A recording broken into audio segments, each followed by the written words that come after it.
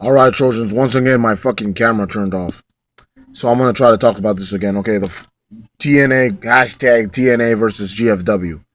This is my impact review for this week. I'm sorry the camera turned off. All right, the promo. Jeff Jarrett come out with Karen. He talks about how he's running the show, and he's gonna book a series of Global Force stars against TNA stars.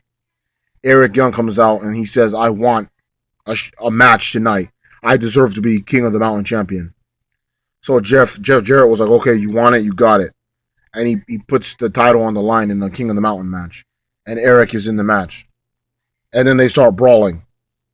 Remember this, they start brawling. And then both locker rooms come out and they have a standoff, a face off. Both TNA locker room and Global Force locker room. Um King of knockout match. Awesome Kong versus Lady Tapa. Tapa's not the best seller in the world, but this was a really good match. It was a great powerhouse, uh, strong match. Royal Red was there. If you don't know who Royal Red is, he's Tapa's manager, her mouthpiece. He was with her in OVW, and he's also her husband in real life. He's very good on the mic, and he's perfect with her.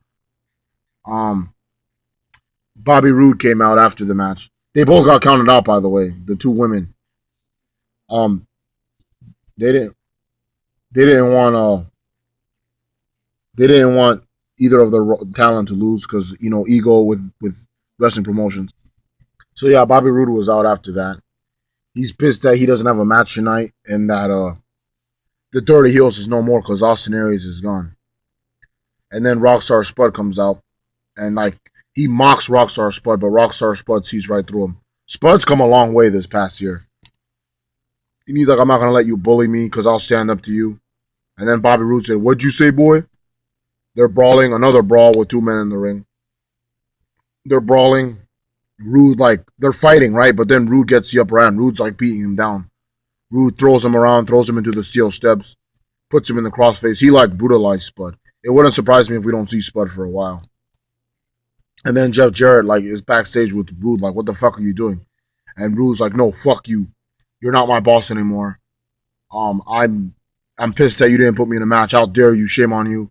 And then he walks out of the arena. King of the Mountain qualifying match: Lashley versus Jesse Goddard. Bobby Lashley wins. EC3 came out and he's like, "I'm the champion. I went through hell last week in this Full Metal Mayhem match, but I beat Matt Hardy in his own match." So yeah, he was bragging or whatever. I don't know why this had to happen, but Matt Hardy comes out and he's like, "I want one more shot." And then EC3 is pretending like he's gonna give him one. He's like, "You fans want it? You fans want it? You fans want it?" And then the fans are like, "Yeah," and he's like, "No." And then they fight. Um, this is the third time tonight that there was two men in the ring, and then they just start brawling. And then Tyrus then grabs him like this, and then EC3 takes the TNA belt, bam, and he hits Matt Hardy right in the head with it. That's fucked up. I do think that Matt Hardy will main event Bound for Glory and take the belt off EC3, especially since it's in his home state. And honestly, I hope that's what happens. It would have made more sense with Rockstar Spud or Drew Galloway, but it's starting to make more sense to be Matt Hardy. That's who it should be.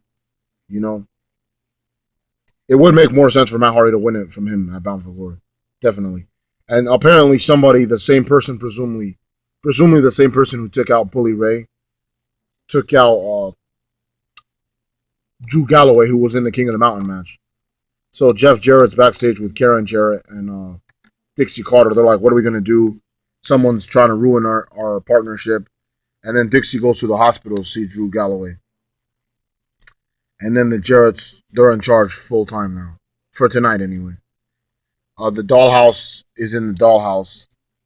And TNA's like, "I want the both of you in a cage with that freak, Gail Kim." And they're like, "Yeah, yeah, yeah. Anything you say." Mwah, mwah, mwah. Another thing. So it's next week. Gail Kim in the dollhouse in a cage. Why is Turning Point before Bound for Glory? Do they really have no faith that they're going to be around? Turning Point is supposed to be the turning point after Bound for Glory.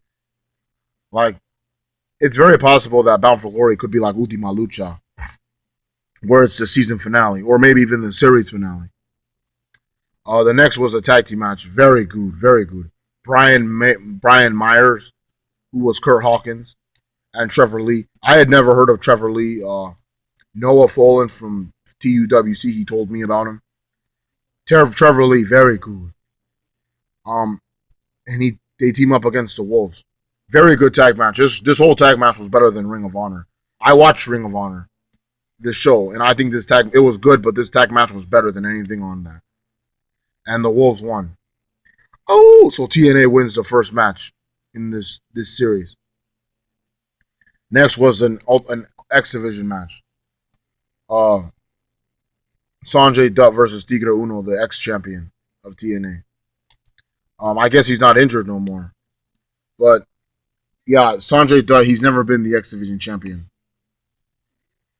And he lost. Tigre Uno won, so TNA actually won two of these. You know, uh, Jeff Jarrett tells EC3 that the winner of the King of the Mountain match will face him at Turning Point for the title.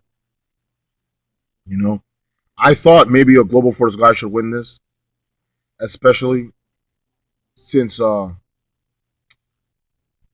Global Forces lost every match tonight. But when Jeff Jarrett said that, I was like, oh, great.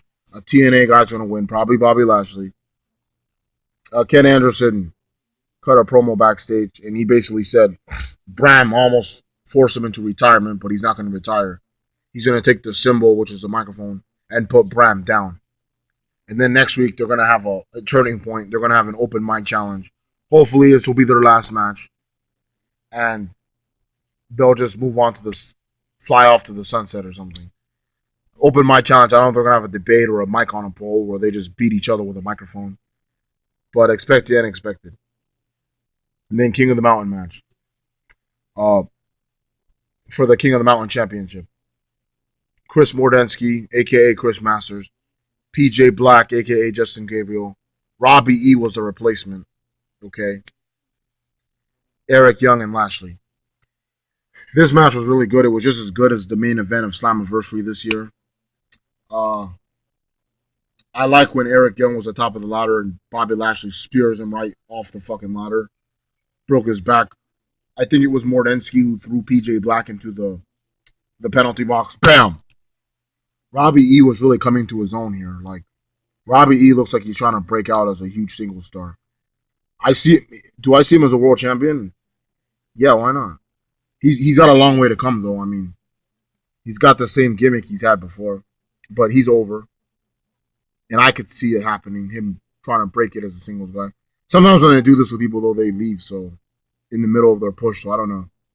But yeah, I was hoping a Global Force guy would win, like I said, because they didn't really have a lot of luck tonight.